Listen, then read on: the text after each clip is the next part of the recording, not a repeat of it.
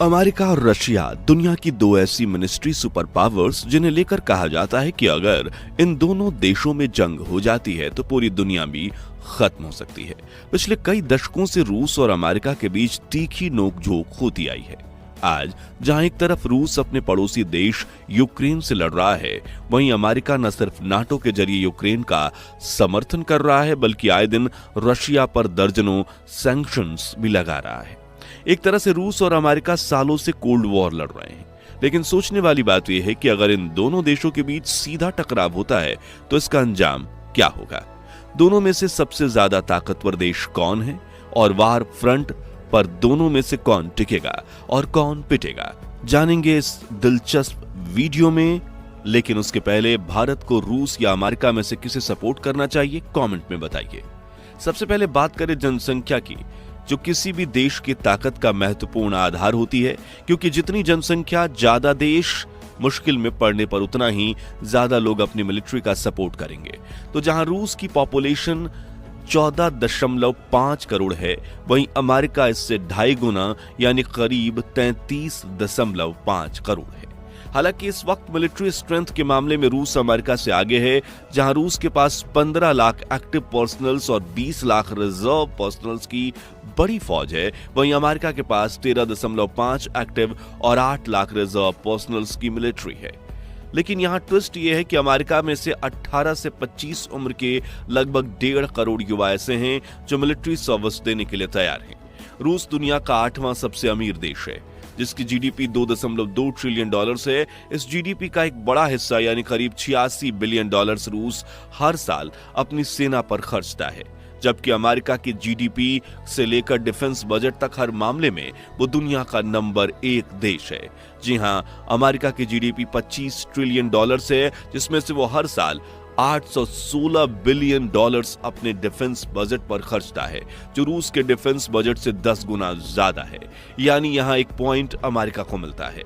अब सबसे पहले एयरक्राफ्ट फ्लीट की बात करें तो आजकल युद्ध जमीन से ज्यादा आसमान में लड़े जाते हैं। तो ग्लोबल फायर पावर इंडेक्स 2024 के मुताबिक रसिया के पास टोटल 4,255 एयरक्राफ्ट का स्टॉक है, जिसमें 809 फाइटर जेट्स, 559 अटैक हेलीकॉप्टर्स और रूस के सबसे powerful advanced stealth fighter jets Sukhoi Su-57, Su-35 और MiG-19 और MiG-25, जबकि अमेरिका के पास कुल 13,200 एयरक्राफ्ट की फ्लीट है, जिसमें 1,850 फाइटर जेट्स और 1,000 अटैक हेलीकॉप्टर। अमेरिका में F-35 लाइटनिंग II को दुनिया का सबसे एडवांस फाइटर जेट माना जाता है, यानी रूस से 3 गुना ज्यादा एयरक्राफ्ट होने की वजह से यह पॉइंट भी अमेरिका को मिलता है। लेकिन ऐसा नहीं है कि रूस अमेरिका के सामने कमजोर है, क्योंकि अगर जंग जमीन पर हुई तो रूस का सामना करना अमेरिका के लिए टेढ़ी खीर साबित होगा, क्योंकि रूस के पास 15,000 टैंक्स, 6,200 सेल्फ प्रोपेल्ड आर्टिलरी, 8,350 टॉवर्ड आर्टिलरी और 3,000 रॉकेट आर्टिलरी की बड़ी फ्लीट है, जो दुनिया में किसी भी देश से ज्यादा मानी जाती है। जबकि अमेरिका के पास रूस से करीब 4 गुना कम यानी 4,650 tanks, 1,600 self propelled artillery, 2,660 towed artillery और 700 रॉकेट आर्टिलरी की फ्लीट है। इसके अलावा रूस के पास 1,60,000 मिलिट्री व्हीकल्स हैं, जबकि अमेरिका की बख्तरबंद गाड़ियों की संख्या 3,60,000 है।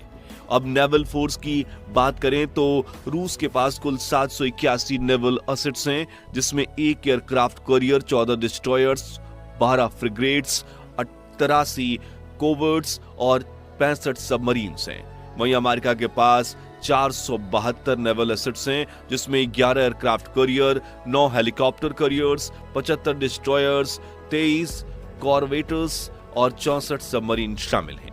दोस्तों, जब भी दो देशों के बीच युद्ध होता है तो लॉजिस्टिक एक अहम भूमिका निभाते हैं, क्योंकि युद्ध भूमि में सैनिकों तक जरूरी सामान पहुंचाने के लिए लॉजिस्टिक्स का ही सहारा लिया जाता है।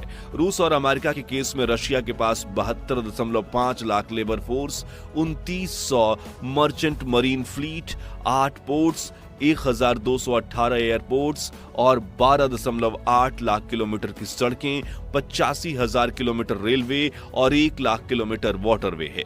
वहीं अमेरिका के पास 6-4 crore labour force, 1800 merchant marine fleet, 25 ports, 13,500 airports, 65 lakh kilometre की पक्की सड़क, करीब 3 लाख किलोमीटर का रेलवे रूट और 41,000 किलोमीटर वाटरवे है। इन सब के अलावा दोनों ही देश न्यूक्लियर सुपर पावर्स हैं। वैसे तो परमाणु शक्ति की खोज अमेरिका ने की थी, लेकिन सोवियत यूनियन के समय से ही रूस खतरनाक परमाणु हथियार बनाने के लिए जाना जाता है। रूस के पास करीब 5,500 न्यूक्लियर वारहेड्स हैं, जिसमें से जार बॉम्ब को दुनिया का सबसे बड़ा न्यूक्लियर बॉम्ब माना जाता है, जिसकी टेस्टिंग के दौरान खुद रूसी वैज्ञानिक डर के मारे कांप उठे थे। वहीं अमेरिका के पास करीब 5,000 न्यूक्लियर वॉरहेड हैं, जिनमें से B-83 सबसे पावरफुल परमाणु हथियार है। इन दोनों देशों ने न्यूक्लियर बॉम्ब्स की कुल संख्या 10,000 से भी ज्यादा कर ली है, और अगर गुस्से में ये लोग इनका इस्तेमाल कर देते हैं तो न सिर्फ अमेरिका और रूस तबाह होंगे, बल्कि पूरी की पूरी पृथ्वी भी तबाह हो सकती है। अब इस परमाणु शक्ति का सबसे बड़ा खतरा भी इसे माना जा रहा है, और शांति का प्रतीक भी, क्योंकि दुनिया में दो परमाणु शक्तियों को एक दूसरे से युद्ध लड़ने नहीं दिया जाता। इसलिए न्यूक्लियर वेपन्स भविष्य में अमेरिका और रशिया के बीच डायरेक्ट वॉर होने से रोक सकती हैं। कुल मिलाकर परमाणु शक्ति को लेकर दुनिया में हर किसी की अलग अलग राय है। अब दोस्तों, किसी भी देश के पास कितनी मिलिट्री हथियार हैं, उससे भी अहम है उस देश को चलाने वाले शख्स यानी प्रेसिडेंट की ताकत। क्योंकि ताकत होना अहम बात नहीं, लेकिन उस ताकत का सही इस्तेमाल करना ज्यादा अहम है। रूस के राष्ट्रपति व्लादिमीर पुतिन और अमेरिकन प्रेसिडेंट डोनाल्ड ट्रंप दोनों ही दुनिया का मोस्ट पावरफुल प्रेसिडेंट का तमगा रखते हैं। आइए दोनों के बारे में डिटेल में जानते हैं। सबसे पहले रूस के राष्ट्रपति पुतिन की बात करें तो उन्हें इस वक्त दुनिया का सबसे ताकतवर और खतरनाक लीडर माना जा रहा है, जो जरूरत पड़ने पर दुश्मन पर न्यूक्लियर हमला करने से भी पीछे नहीं हटेंगे। वैसे तो कागजों पर पुतिन की संपत्ति $70 बिलियन बताई जाती है, लेकिन कुछ एक्सपर्ट्स का मानना है कि पुतिन सीक्रेटली दुनिया के सबसे अमीर व्यक्ति हैं, जिनके पास $250 बिलियन से भी अधिक संपत्ति है। पुतिन के पास अपने प्राइवेट 43 एयरप्लेन्स हैं, 7,000 प्लस कार्स हैं और 10,000 करोड़ का लग्जूरियस मेंशन भी है, जहां हर चीजें सोने की है, यहां तक कि टॉयलेट भी गोल्ड से बना हुआ है। पुतिन की ताकत का अंदाजा आप इसी बात से लगा सकते हैं कि रूस में आज तक जिसने भी पुतिन के खिलाफ आवाज उठाई वो अचानक से गायब हो जाते हैं या किसी केस में जेल चले जाते हैं, फिर चाहे वो जर्नलिस्ट हो, फार्मर KGB एजेंट्स हो या पॉलिटिशियंस हो। पुतिन किसी को नहीं बख्शते और अपनी तानाशाही का भरपूर फायदा उठाकर अपने दुश्मनों को सीधे उठवा लेते हैं। दूसरी तरफ डोनाल्ड ट्रंप ने एक बार फिर अमेरिका के प्रेसिडेंट के रूप में वापसी की है। उन्हें दुनिया का सबसे बड़ा रिपब्लिकन प्रेसिडेंट माना जाता है। उनकी नेटवर्थ $6.5 बिलियन हैं और वो अमेरिका के मशहूर बिजनेसमैन भी हैं।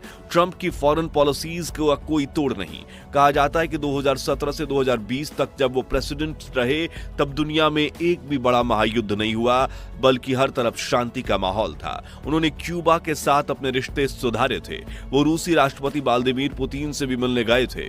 ट्रंप के कूटनीतिक निर्णयों की बदौलत अमेरिका, चीन, जापान और रूस के रिश्तों में सुधार आया था। उन्होंने दुनिया के सबसे बड़ी आबादी, 4th most powerful military, 4th biggest economy और युवा पीढ़ी के देश यानी भारत के साथ भी अमेरिका के रिश्ते बेहतरीन बनाए। यहां तक कि वो अपने दुश्मन नॉर्थ कोरिया के तानाशाह किम जोंग उन से भी मिलने पहुंच गए थे। ऐसे में उन्हें डोनाल्ड ट्रंप की ताकत को कम नहीं आंका जा सकता। यानी यहां दोनों देशों के बीच कांटे की टक्कर है। खैर, आपको पुतिन में से कौन सा ज्यादा पावरफुल लगता है, पुतिन या डोनाल्ड ट्रंप? कमेंट में बताएं। आखिर में सबसे बड़ा सवाल कि अगर भविष्य में अमेरिका और रशिया का युद्ध होता है तो चीन और भारत जैसे बाकी दो महाशक्तिशाली देश किसका साथ देंगे? क्योंकि इन दोनों देशों के पास ही पासा पलटने की शक्ति होगी।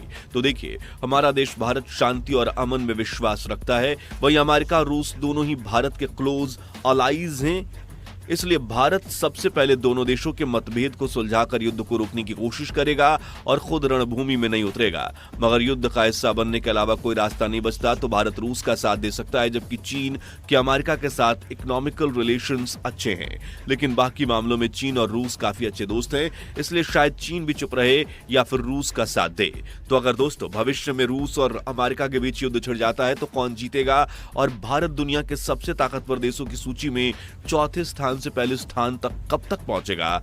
कमेंट्स में बताइए। ये वीडियो अच्छी लगी हो तो इसे लाइक और शेयर करके 4100 लाइक्स करवा दीजिए और ऐसी दिलचस्प वीडियोस के लिए हमारे चैनल को सब्सक्राइब करके पास वाली घंटी जरूर बजा दीजिए। जय हिंद, जय भारत।